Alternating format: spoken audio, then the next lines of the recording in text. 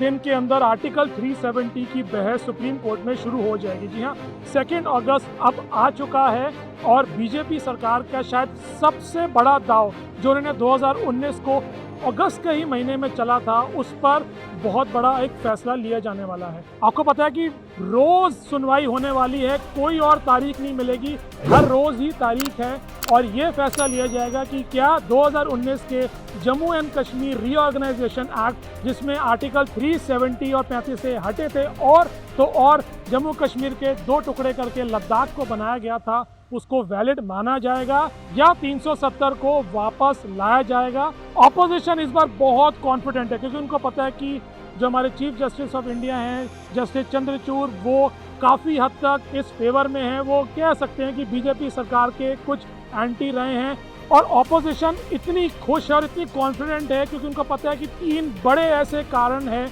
जिसकी वजह से लगभग 370 समझे वापस आ ही गया, लगभग उनकी जेब में है अब 370 का मुद्दा और इसलिए बीजेपी भी इस समय बहुत मुश्किल से अपने जो दलीलें हैं वो तैयार कर रही है। तो वो क्या 3 बड़े कारण हैं जिसकी वजह से इस बार ऑपोजिशन यानी टीम इंडिया कॉन्फिडेंट है कि सीजीआई चंद्रचूड़ और उनकी टीम जो 5 मेंबर्स की टीम है वो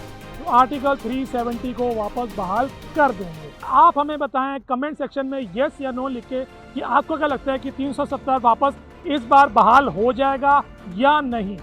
ऑपोजिशन जिसमें राहुल गांधी की कांग्रेस पार्टी सबसे प्रमुख है, उसके बाद अरविंद केजरीवाल की आम आदमी पार्टी, ममता दीदी की टीएमसी और एमके स्टालिन की डीएमके, जो सबसे बड़ी ऑपोजिशन पार्टीज़ हैं सीट्स के मामले में लोकसभा में, वो बहुत कॉन्फिडेंट हैं, सारे एक साथ हैं और सबको लगता है कि इस बार तो समझिए काम हो गया। तो जो पहला रीज़न है जिसकी वजह से ऑपोजिशन इतनी कॉन्फिडेंट है वो है सीजीआई जस्टिस चंद्रचूड़। जी हाँ, खुद सुप्रीम कोर्ट के महामहिम, भारत के जजमेंट के महामहिम chief justice of India Chandrachud जी,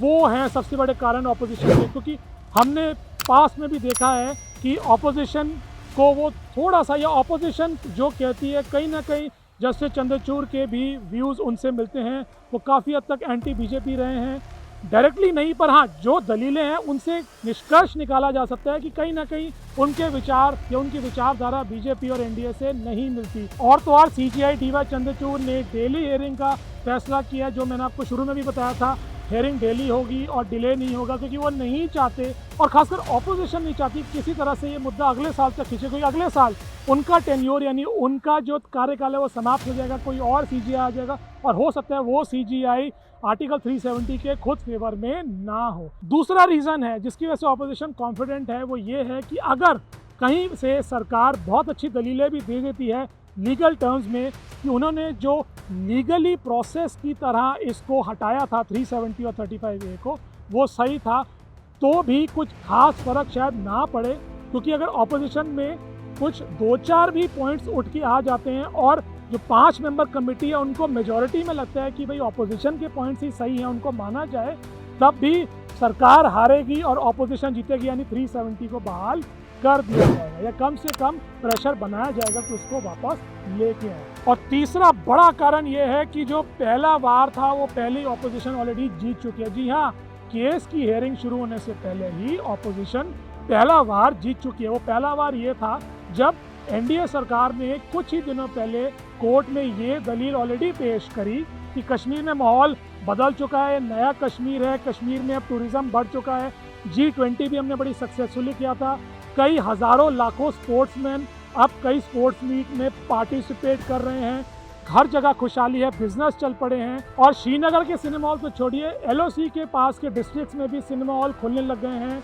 अभी जो मूवी ओपेनहाइमर आई है उसका तो हाउसफुल का बोर्ड लग चुका है वहाँ पर, और ये कहना गलत नहीं होगा कि लोग काफ़ी खुश हैं और काफ़ी इन्वॉल्व हो रहे हैं अब जो श्रीनगर में और कश्मीर में एक्टिविटीज़ हो रही हैं। जैसे ये बात सुप्रीम कोर्ट में आई, चीफ जस्टिस ऑफ इंडिया ने इसको साफ नकार दिया, ये कहकर कि ये कोई मुद्दा ही नहीं है, हम केवल टेक्निकल ग्राउंड्स पे जाएंगे और उन्हीं ग्राउंड्स पे ये निर्णय होगा कि 370 को बहाल वापस किया जाए या नहीं किया जाए। खुश हैं कितने हैं, क्या काम किया क्या नहीं किया, उसको तो हम काउंट ही नहीं करेंगे। इस बात पर और बड़ा झटका लगा है प्रधानमंत्री नरेंद्र मोदी को और गृह मंत्री अमित शाह को। पहला ही बार उनका मिट्टी में जा चुका है और उनको पता है कि अनलेस एंड अनटिल, जब तक वो कोई ऐसा बड़ा ब्रह्मास्त्र लेकर नहीं आते जिसके कारण पूरी की पूरी दलील उनकी तरफ हो जाती है, ऑपोजिशन हार ही मान लेती है, और जो 5 मेंबर की जो कमेटी है जिसमें खुद चीफ जस्टिस हैं वो मजबूर नहीं हो जाती फैसला उनके हक में करने का, तब तक आप ये सेफली मान सकते हैं कि 370 पर